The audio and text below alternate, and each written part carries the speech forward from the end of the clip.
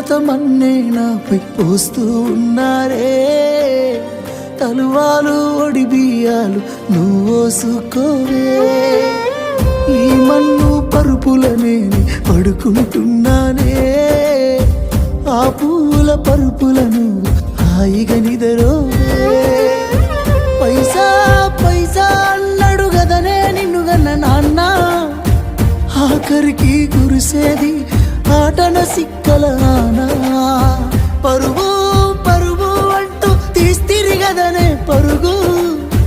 పానం పోయినంక మోగేదే డప్పుల దరువు.